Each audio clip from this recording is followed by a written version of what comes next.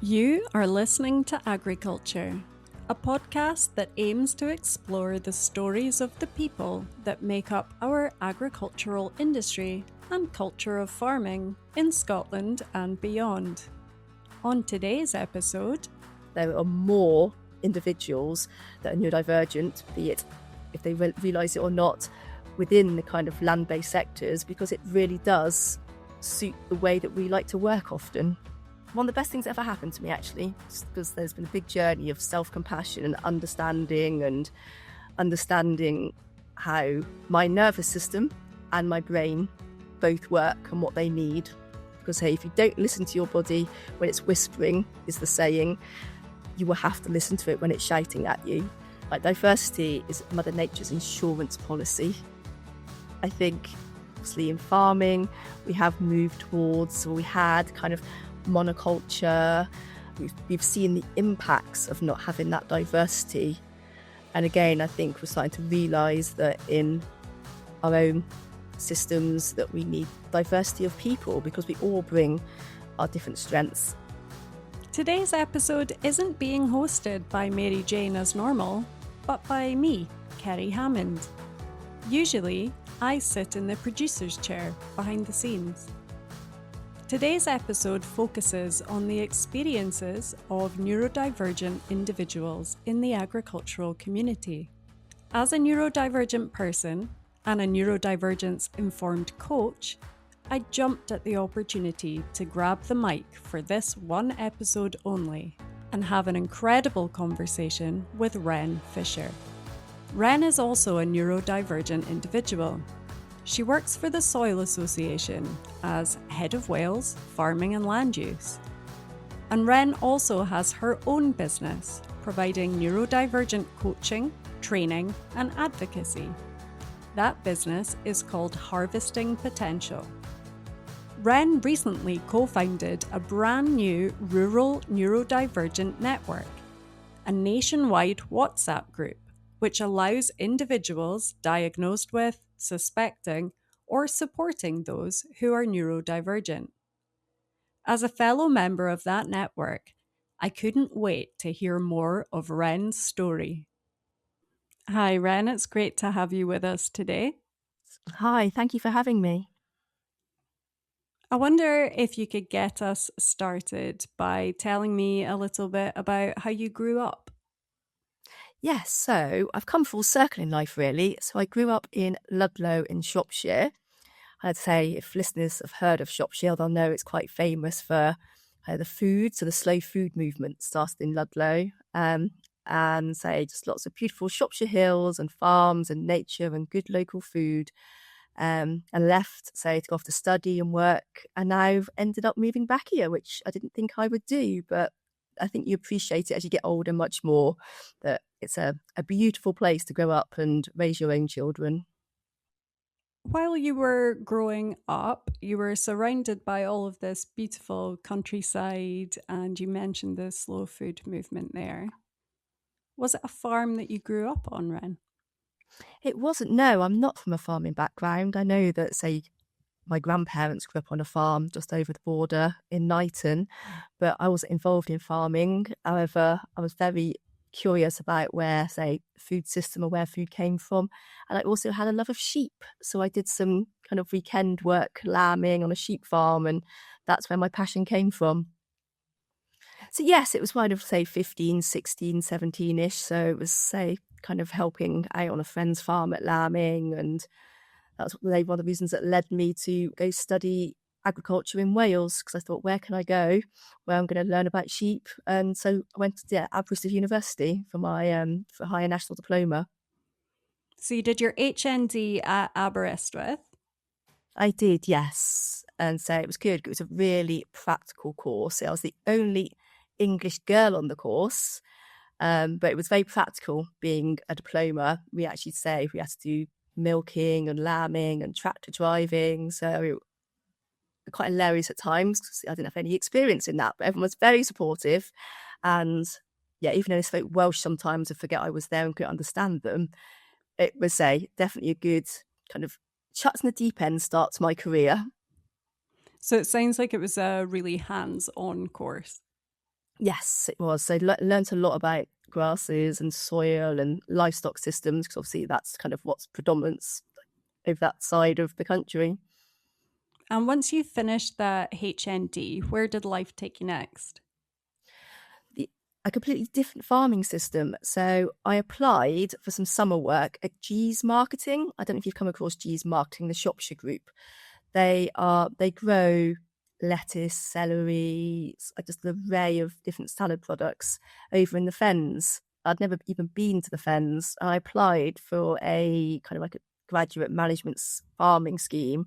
So I got my little Corsa from Aberystwyth, drove across the country to the Fens, into a farm that came with the placement, and woke up seeing lettuce in the Fens as far as I could see, and I was like, I never really thought about how lettuce was grown before. So again, a completely different system, but again, a very good foundation to my career, because I spent, say, 3 years then doing their graduate scheme, working out on the farms, learning all about the fresh produce industry and working with retailers and working, say, in fenland soil and the kind of, say, challenges to that as well.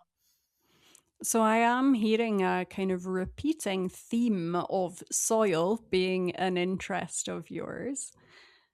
In terms of your career path, where did it lead you? Yes, so after I did a bachelor's of honours, like a top up at Harper University. So G's Marketing have a part like satellite farm in Staffordshire. So I worked there while studying my bachelor's part time, and I did something called negotiated studies. So as long as I had enough like module points to make my degree, I could study any module that they offered. So I focused a lot on environmental options. So it's always been a passion of mine, is how do we farm with nature and protecting the environment whilst producing food. So I did that. That's why I say working on a farm up there. And then after that, I went into, say, farm advice and agronomy. So again, my background had been very kind of farm in Staffordshire, been organic farm, but I started working for quite a well-known agronomy company as an environmental specialist, but I wanted to learn about the chemistry side as well. So I knew about that. So I did that for, I think, 10 years. And whilst I was there, just because I like to multitask and juggle, I then did a master's in food security at Bangor University distance learning at the same time. Wow, so you were really keeping yourself busy. Yes. That master's in food security that you did at Bangor, what was your kind of, I guess, your key takeaway? What did you leave from that master's with a burning desire to do? So yes, I would say, because it took me 5 years because I was doing it whilst working full time. I had 2 children in that time. So it did take me a while to complete that. But I do feel, if I'm absolutely honest, it was 5 years of quite depressing at times, because there's a lot of, this is the issue, this is the problem, and it's kind of, where are all the solutions? But I will caveat that by saying I did my master's dissertation research project on agroecology and the understanding of agroecology, the barriers and uptake, and how we might overcome that. And I have seen, like, the last 9 years since completing that master's, a lot of what I talked about in that, after interviewing, I think I interviewed like 80 farmers and agronomists, and a lot of what they said, we are slowly starting to see in the industry. So I am feeling optimistic that we are moving towards the right direction. You're starting to see the progress that you were hoping for. Yeah, just that, say again, it's that soil consciousness and realising that to have a stable food and farming system, we do need to work with nature. It's not a separate, it's not separate. To have those truly resilient food and farming systems, like, nature does know what it's doing. So it's about working with it in practice on our farm, rather than trying to, I suppose, kind of outsmart it. Because as I think we've discovered, it doesn't really work, does it? It's definitely smarter than we are. Yes. That term soil consciousness is so interesting. What did you do with this intense interest and passion for soil? So obviously I trained as an agronomist, so did my bases. Obviously, learned a lot about soil science in various ways in the different degrees that I studied. But I was just really interested in taking that knowledge forward and just applying it in more, I don't know if you read holistic, but I say agronomy, you learn a lot about soil chemistry, the physics of soil, which is obviously important to measure soil health. But I was very interested in that kind of more nature-based whole system farming. So when I saw that the Soil Association were advertising for a farm advisor, I applied and then to my delight got offered it. And my manager at my previous company said, well, it's where your heart is. So even he could see kind of that's where my passion really lay. So tell us about your current role within the Soil Association. Yeah, so I work for the Farm and Land Use team. So that's part of the charity side of the Soil Association. So we're there to provide advice and support for not just licensees, but for anybody that's kind of particularly interested in farming in a, say, agroecological way. So ways that kind of say work more with nature and just say find that balance between having a resilient farm from a profitability point of view, but also resilience that you have healthy soil and diversity on farms. Because diversity, especially you say, obviously, I'm sat here now, and I think you've got some rain, but it's 31 degrees on the Welsh borders today. And I've been trying to do some soil sampling and worm sampling for the last few weeks, and there's just no point because, again, I think we are seeing that kind of predicted shift in climate towards wetter, warmer winters and hotter, drier summers. And we are having to find ways, both in our crops and our soil health and our landscape generally, to work with that so that we can be resilient and sustainable. You are not solely an employee of the Soil Association, am I correct?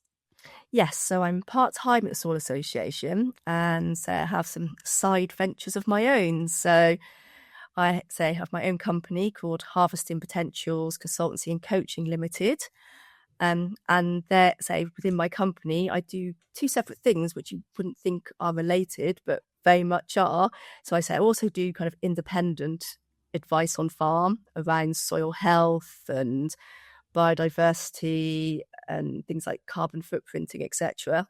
And I also deliver one-to-one neurodivergent coaching, training, and advocacy. Because, I discovered anecdotally, being, neurodivergent diagnosed myself, there are more individuals that are neurodivergent, be it if they realise it or not, within the kind of land-based sectors, because it really does suit the way that we like to work often. Tell me a little bit more about that. Why do you think that agriculture or the rural sector has such a pull for neurodivergent individuals? Yes, I think there's a couple of reasons. I think it's because the way that neurodivergent neurotypes tend to work, not really suited for sitting down at a desk and concentrating for hours on end, kind of like manage our own time, have variety, very good at pattern recognition. So being able to spot if an animal's not looking great or your crop's looking a bit off, being able to see that. We've got, different types of areas of the farm where the soil's not quite as good. And again, depending on your neurotype and your preferences, but there is the opportunity for that kind of alone time and space for processing. So I think those are touching the surface of some of the reasons, but I also think it's I don't say historically or currently, but I think that kind of typical academic system doesn't suit a lot of neurodivergent brains. So a lot of us were kind of pushed down that hands-on practical route, where we excel a lot more. Neurodivergence is one of the most studied things genetically being inherited as well. So say that great-great-grandparents took on a farm, then the likelihood that it's very much runs in families. So you might not have, initially when someone in your line would have. And that's why I think so many people end up within these industries. In the same way that that farm has kind of passed down from parent to child, actually that neurodivergence has potentially also been passed down from parent to child. Yes. Uh, do you mind me asking, Ren, how did you first discover that you are neurodivergent? Yeah, not at all. So for me, it was in lockdown. I think so. It was quite a struggle anyway, because I just started at the Swan Association. We're in lockdown. I had two young children, one that I was trying to homeschool, one that was, say, very small, and just say trying to juggle it all. But I guess just saw something on social media and I was like, oh, that resonates. So as quite often we do as neurodivergent individuals, went down a curiosity rabbit hole and was like, oh, maybe not everybody like communicates like this or thinks like this or approaches the world like this. So I decided to go for a formal diagnosis. And at that time, the waiting lists, fortunately, weren't quite as long as they are now. So I did manage, I had to wait a few more years for some medication. That's another story. But the actual diagnosis, the psychiatrist was like, you're A-star, ADHD. So yeah, and it was one of the best things that ever happened to me, actually, just because there's been a big journey of self-compassion and understanding how my nervous system and my brain both work and what they need. I had coping strategies that I didn't realize were coping strategies, and I'm not saying they were the best ones, but things like, I think when neurodivergent is still very much, even now, even though it's changing, is discussed in the medical model. So to get a diagnosis, it's the things that you struggle with in life is what gets you the diagnosis. Not enough people were talking about or kind of aware of is the strengths that come with that as well. So I could literally pull an all-nighter and write the most amazing assignment that passed, or I could study the day before and just absorb all that information, retain it, and be able to do it in the exam. And I think it's just that endless curiosity and resilience as well. Just so I would say that what is sustainable food systems is one of my special interests, and it's been a long-term special interest. Like 25 years on, I'm as equally, if not more, passionate about it than I was when I decided to take myself off to university, which no one in my family had done before. Like I was the first person to go to university, and my parents weren't in a place to support me, so I had to work quite a few part-time jobs to see me through my education.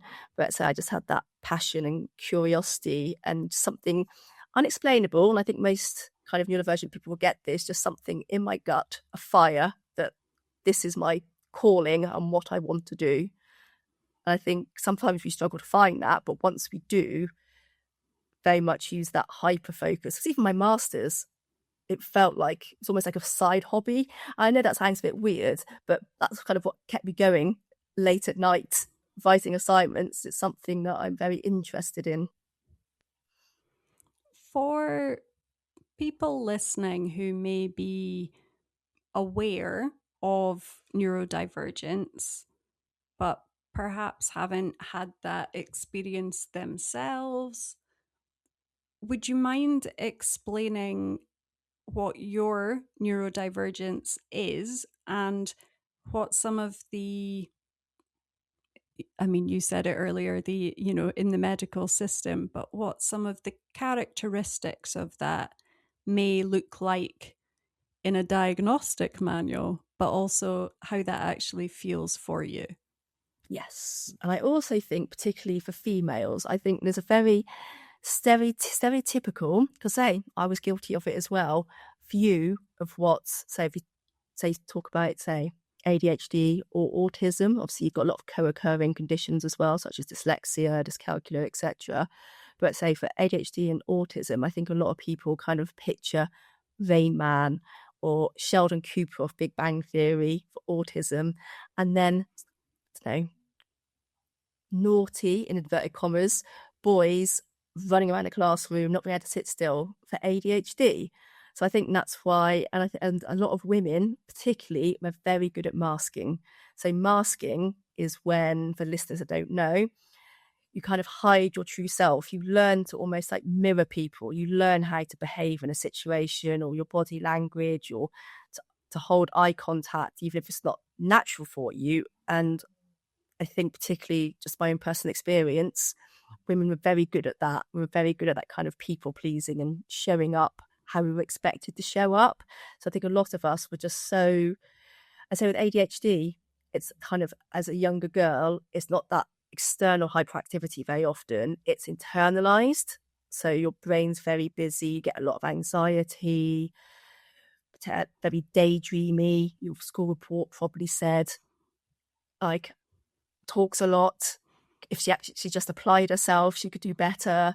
And I think we do have, say, very interest-driven brains. So if it's a subject at, say, school that you're very interested in, you can absolutely excel in it. But other subjects, you just can't, like, everyone's trying to focus on things they're not interested in, but particularly with ADHD, because you need that kind of that interest to get that focus on it, really struggled in those subjects. And I think, say, and again, I think there's a lot of women get older that have, say, been missed and getting diagnosed. And it's just, with older women, I'd say it's, again, quite often it's a co-occurrence of anxiety, because it's a funky wiring in our nervous system. I heard someone say the other day, it's almost like being stuck in that slightly activated states, and that's people pleasing, that, and just overwhelm. Like, the other people seem to be able to stay on top of things like their laundry or food planning, and you're very good at setting those systems. It's just sticking to them is where we struggle. And I think, especially as now women, I don't know, kind of in a way expect to do it all. Often, I don't want to stereotype, but quite often we are the ones that are working outside the home, as well as like looking after the children and managing their executive function, when your executive function, which is helps organisation, when you struggle with that, expectations to keep the house in a certain order. And because we really struggle with that organisation, we just feel like we're juggling a million balls, and then we burn out. And for a lot of people, burnout would refer to kind of ongoing chronic stress, usually in a work situation, which, they don't, they're unable to take care of, and that eventually results in a condition called burnout. And that can happen to neurotypical people and neurodivergent people. I just want to clarify the kind of burnout that you're discussing there, Ren. That looks different, right? Yes, so we said, as I kind of touched on at the beginning, neurodivergent individuals, say a lot of it, say, impacts our nervous system. So, say, fight or flight, everyone's heard of, or kind of dorsal is kind of where you're very sluggish and fatigued. But really, you kind of want to be in between that, and be able to not always just stay in a relaxed state, but it's being able to come back to that relaxed state. And I think we're learning more and more now, if you're not able to do that, it just has such an impact on the whole body. And it was really interesting, even at Groundswell this year, I went to an amazing session on burnout and farmers. So I think those things are being discussed so much more. But I think it's something we particularly have to be very careful of in neurodivergence. So again, we do have typically more prone to kind of chronic health conditions, such as, and it comes out somatically in like digestive issues, chronic pain, autoimmune diseases, and fatigue. Quite often, chronic fatigue is, say, your nervous system is just burnt out. And it's your body. You're not stopping, and your body's forcing you to stop. It's saying, "Hey, listen to me. You need to rest," and you're not listening. So that has happened to me in my life. So I managed a few different chronic health conditions, and now with hindsight and looking back, doing a master's to young children, working a full-time job, it was no wonder my body went, you need to slow down and stop, because you're just constantly on the go. And I think particularly with ADHD women, that is something, we're very passionate, we're very curious, we like to say yes to everything, we have a lot of interests. And I think quite often that saying no and those boundaries, until you're aware of it, are very hard to set, because you do want to do everything and see everybody, and it is literally, it can mentally and physically stop you and say, you have to learn pacing. And I don't know if you've heard of this, I'm sure you've heard of the spoon theory, but for those who haven't, it's a spoon theory that we only have so many spoons in a day, and every activity takes up so many spoons depending on how much exertion that's taking you. And it is just about balancing those spoons so you don't totally run out of spoons and are forced to rest. Because hey, if you don't listen to your body when it's whispering, is the saying, you will have to listen to it when it's shouting at you. And say it's a very clever mechanism. Something about spoon theory that has always bothered me. I think it's a fantastic concept. I have a neurodivergent brain, I have a chronically ill and disabled body, and it's definitely a neurodivergent voice inside my head that says, but how many spoons do I start the day off with? What's my budget? Yes. No, I got one of those watches. I can't remember what they're called, but like a Visible? visible. Yeah, I use that for a little bit. But again, sometimes it's telling you to rest that you just can't as well as a busy working mum. So you're like, I know I need to rest and I will when I can, but I can't right now. So that's also the difficult part of it, is when you are functioning as an adult and you have no choice to function as an adult. It is trying to manage that. It's not always realistic. There's a really important point in what you're saying, I think, right? Which is when we're talking about neurodiversity, or we could be talking about chronic health conditions or disabilities, we could be talking about both, as you mentioned, they co occur. These things are, for the most part, they're invisible to others. And you've identified that there are some adjustments that may, help or support boundaries on time, or saying no to things, or knowing when you need to rest. What do you think that looks like for somebody who is farming?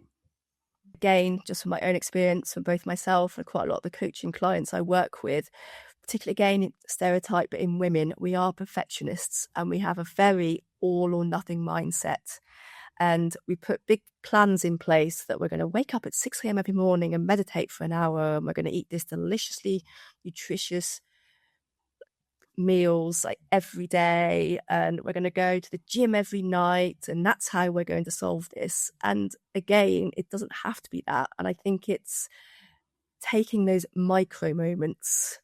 It's just having, even if it's, say, if you get up, I don't know, 10 minutes before you need to be somewhere, and having that mindful cup of tea, just go sit in a field and listen to birds, plant something in your garden. It's have a bath. Do you know what I mean? It doesn't have to be all or nothing. And again, consistency is not our friend. So I think it's that self-compassion. If we put these systems in place and it hasn't worked for 2 days, we don't just have to give up. We can be like, okay, what didn't work? We can adjust it, and tomorrow is another day. So I think it's kind of changing a lot of that mindset that it has to be all or nothing, and that rest is productive. So I think a lot of us have had that message that, yeah, we just feel so guilty, don't we, when we're actively trying to rest because we feel like we should be doing something else. Rest is productive. That is unbelievably difficult to convince yourself of, and yet so quick to advise somebody else, right? Yes. And again, I think it is definitely, I always say, it's not a knowing problem, it's a doing problem. Because even as someone who knows a lot about this, I don't always follow my own advice. So I'm right there with you. You mentioned when you were younger, you really loved sheep. And as you kind of discussed, growing up and going through education and learning more and doing your side hustle masters as a hobby, you mentioned that your kind of, your special interest really became a kind of around soil, but also in kind of food security and, regenerative practices. Do you think that you chose the career that you're doing now based on your neurodivergent superpowers? Or do you think that your neurodivergent superpowers chose your career for you? it's a really interesting question. So again, I think it's just that I had a spark. I can't even explain it. I just had this passion.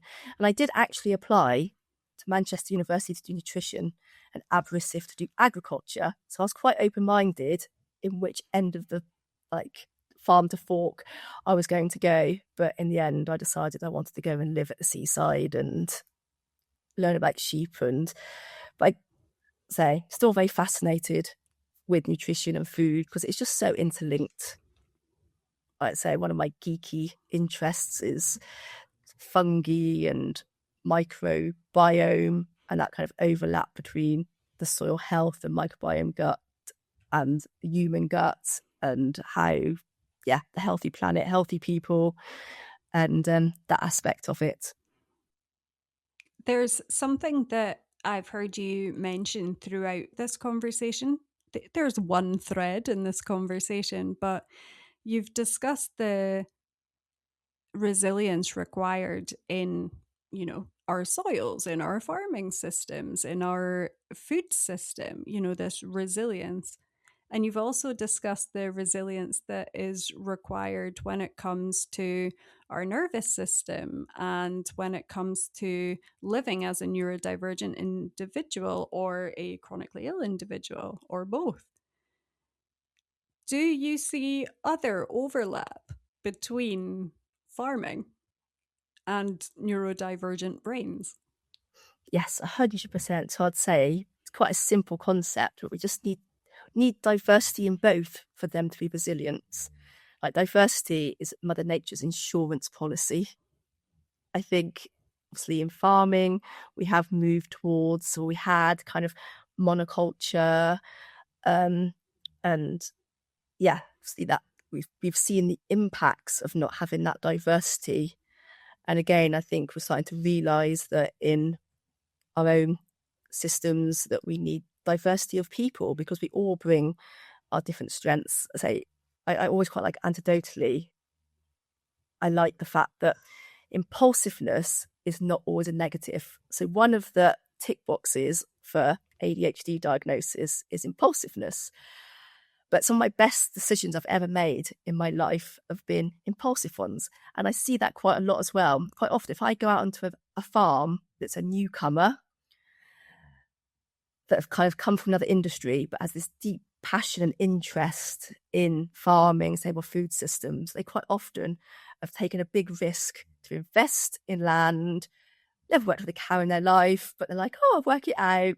And again, I just like seeing that curiosity and that passion and that not really thinking through consequences, which can be, not always a positive for the ADHD brain, but sometimes just going through 4 things from your gut rather than thinking through potential issues works out.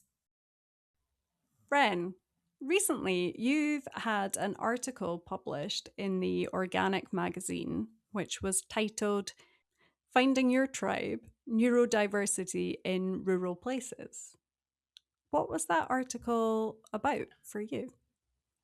Yes, so I think it started as potentially a wider idea from some work I did on one of the projects I was working with at the Soil Association on interviewing farmers that were transitioning towards more kind of agroecological ways of farming or regenerative, or however you want to word it, but kind of more, again, that soil consciousness, working with nature. And I asked them kind of difficulties, challenges, what made it easier, etc. And a lot of them said that when they started getting more interested in farming in a certain way and using certain type of practices, they felt quite isolated because a lot of their peers, people farming around them, didn't really understand this kind of not sudden change in mindset, but this kind of drive to potentially looking at things differently. So that's when I started first thinking about just being able to connect with other people that have the same kind of values as you or passions or interests, and other people you can just nerd out about things that you're interested in or passionate about. So I think with social media and different WhatsApp networks and different farming networks, we are starting to see a lot of that now, where people that are kind of have a shared view of how they want to farm and manage their farms can kind of find each other and come together. And from the neurodivergence point of view, there was a lot more trickling in articles in the farming press. So obviously the Farmers Weekly ran the Levelling the Field campaign, and my very good friend Liz Haines helped with that, and she also did enough field in it. So I think it has started coming into kind of, say, farming, and it is being discussed more. But Liz and I noticed that there just wasn't any one place that people that either diagnosed or self-identified, both are valid, as having some type of neurodivergence could go to other people that understood the challenges or the struggles and other people to resonate with. So we decided, say, to just start slow and small and just set up, say, a WhatsApp community, which is going well. And so we have been discussing about potentially having a kind of one on-to-line meetup once a month or something to add to that. But I did manage to meet up with a couple of people that I've been chatting to on there at Groundswell. So it's great, say, to meet those people in the flesh. And so it's just that having those people that kind of understand better, like how your brain potentially works and how you communicate and how you see the world and what you might struggle with, and just having someone else validate that experience for you, I think a lot of the time is what's needed. Personally, I was absolutely thrilled when I saw that yourself and Liz had started the Rural Neurodivergent Network. We recorded a podcast on this very podcast with Liz last year talking about her Nuffield Scholarship and the Levelling the Field campaign.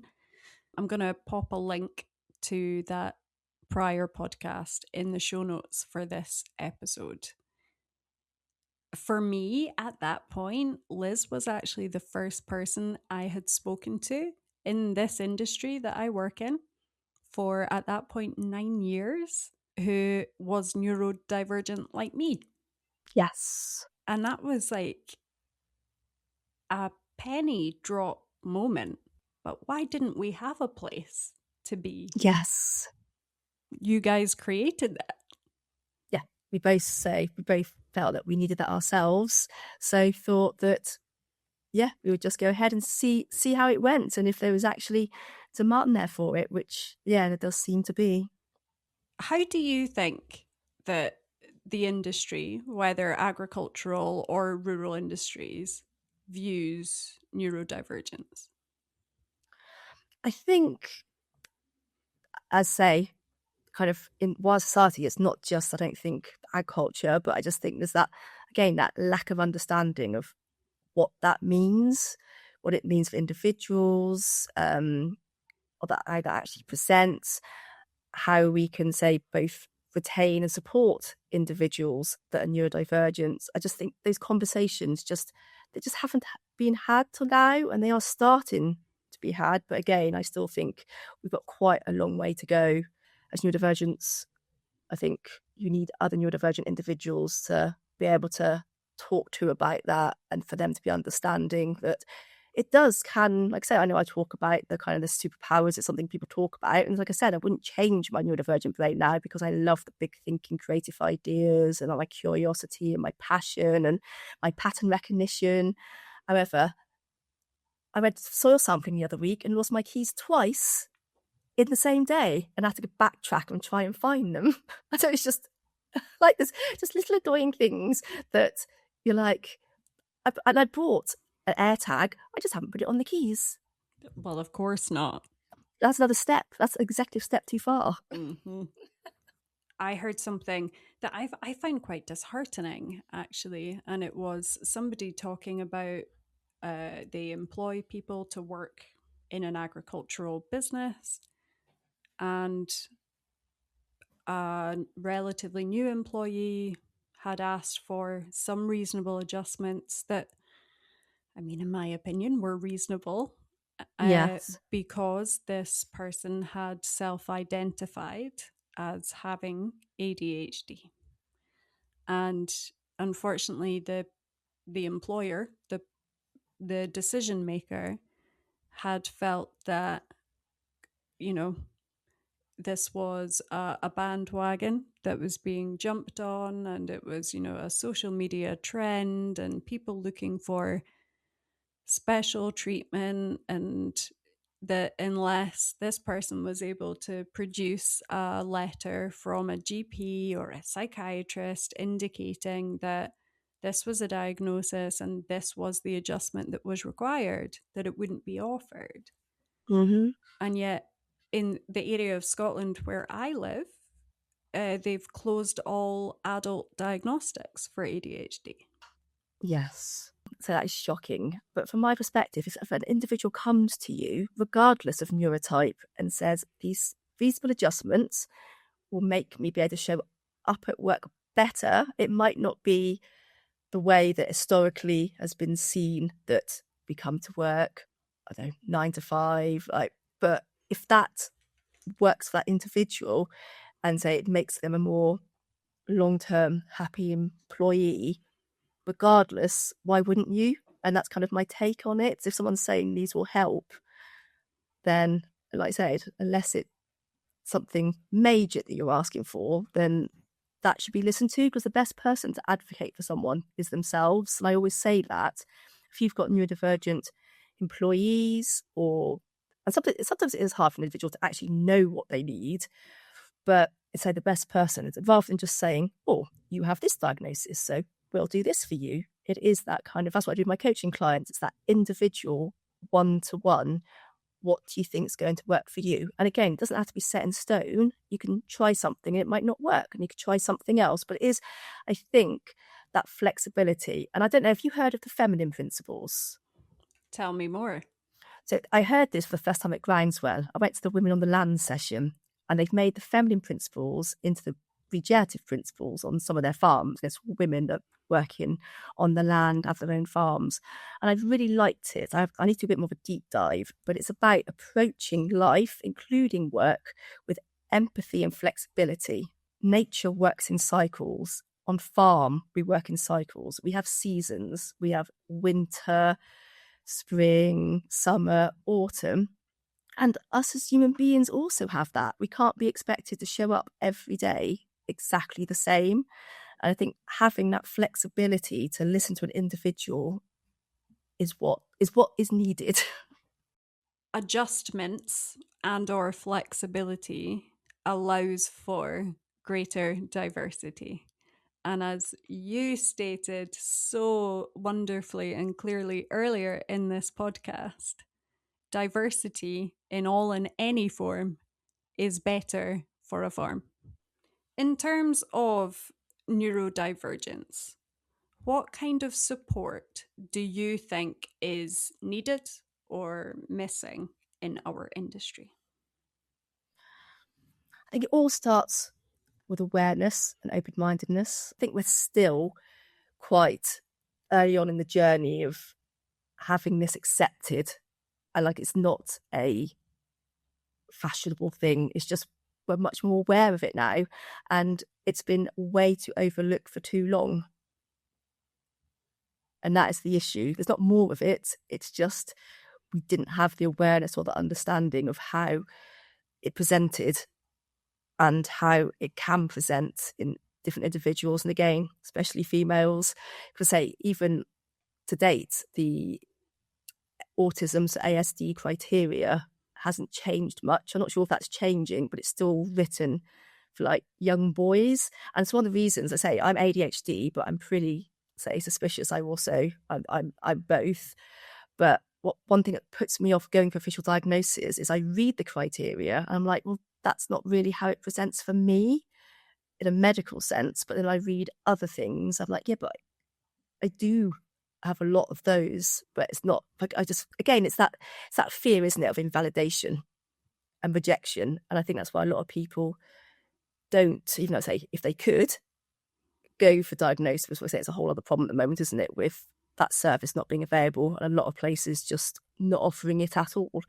I'm on medication and that's been life-changing for me. It's not a fix-all, but it's a tool in my toolbox that allows me to then implement the other parts of my life that help manage my, say again, neurodivergence, again, is a lot to do with emotional dysregulation and nervous systems, and just be able to keep that at a certain level so that I can function, not perfectly, but then that's where the self-compassion comes in, but be able to function much better now as a nearly 45-year-old woman than I ever have in my life previously.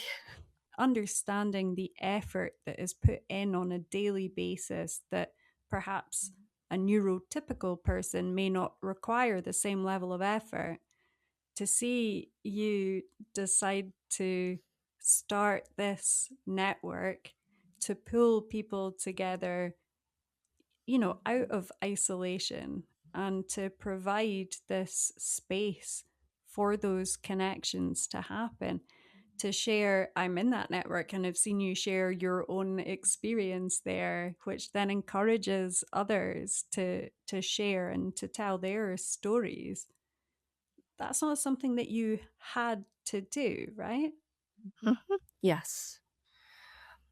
But I've found with all kind of difficulties in life, it's easy to think that you're alone in that, and you're never alone. It doesn't matter what you're going through, there's always other people going through the same. And I've always been quite vulnerable and open on social media about some of my struggles. And even if I just get one message of someone, which I have quite often, saying, I saw your post, I'm going through the same, and just make that person feel less alone. So I went through a really difficult time after my second son was born, because that's when, say, burnout hit in a very big way. I was bedbound for nearly 2 years with a newborn baby, a toddler, not much support around me, not much understanding of what was happening to myself. I was very naive with the medical system and how they approach chronic illness. And so I had to do a deep dive to find out myself. And again, that took me down this very curious kind of rabbit hole around neurodivergence, chronic health issues, nervous system regulation. And yes, I just don't want anyone else to ever feel that alone in a situation. That comes through so clearly, not just in what you've shared with us here, but in the work that you do as a coach and a trainer and as an advocate as well. And I think while we have that conversation about, what support is needed or missing, I think we can acknowledge the things that aren't there in the system and things that maybe we might like to see. But I just think it's so important to acknowledge and celebrate, even if it is a grassroots thing that we have to start ourselves. I think it's so important to acknowledge and celebrate the work that yourself and Liz have done with that network. One of the things that I have really, really enjoyed about being in the Rural Neurodivergent Network is seeing farmers, crofters, smallholders, all different sizes, all different geographies, 4 different countries in the UK, all walks of life, all reinforcing the fact that there is no one size fits all magic bullet or button for how to cure your neurodivergence, but actually saying, hey, I tried this in my system and it really helped me. Or I switch my phone on do not disturb while I'm doing X, Y, and Z, and it stops me from having a meltdown. Yes. Yeah, I think it is. Even as a coach, I'm still obviously I'm farming, coaching. I think in life you're forever learning, aren't you? And sometimes that's a two-way process. I'm obviously sat there as someone that's kind of qualified and have the experience to ask the kind of questions, but sometimes that conversation leads on to something that they're doing and I've not thought of. And I'm like, oh, I might try that myself. So I think it's that, like in farming, isn't it? It's that knowledge exchange. In farming, knowledge exchange is amazing on what's not working to begin with as well. It's not always what's working, it's what's not working. And I think it's just that human connection and that vulnerability, not in a scary way, but kind of, we're just human. Am I showing up? Am I struggling in these bits? But this bit's working for us, and just being there to support each other, in that. Yeah, it's a really safe and affirming place to be, and I'm incredibly grateful for it. I wonder if I could ask you one last question. Of course, yes. So I'd love to ask you if you could go back in time and give younger Ren one piece of advice about how to find her tribe, what would it be? It'd probably be listen to my gut more, because I think, again, we're very good at that intuition. And I find if I'm around people that are a bit, I can't even explain it, but I'm a bit of a wall up and a bit cautious, later on, there's a reason for that. They're not necessarily a bad person. We just don't gel. Whereas I find now that I know that I'm neurodivergent, even though I did have a lot of neurodivergent friends before we just weren't diagnosed, but now that now that I'm aware and meet other neurodivergent people, it's just, I don't know, it's that neuro mirroring, I think. Our nervous systems almost recognise each other, and we just instantly have that feeling of connection and vulnerability, and we don't have to do all the small talk. Like, we could just be very... So yeah, I think it's just listening to my gut more on those people that just feel like home. What a wonderful, well-rounded end to this podcast, where we began by talking about soil consciousness, and we've completed by talking about gut consciousness, trusting yourself. Yes.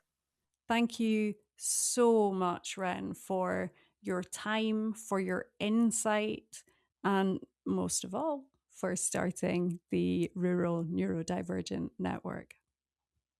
Thank you very much for having me, and say anybody can get in touch either with yourself or Liz and I. I'm very happy to add you to the WhatsApp community. So it's still growing, but I can see it's definitely got really good potential. We will add those contact details in the show notes of this podcast.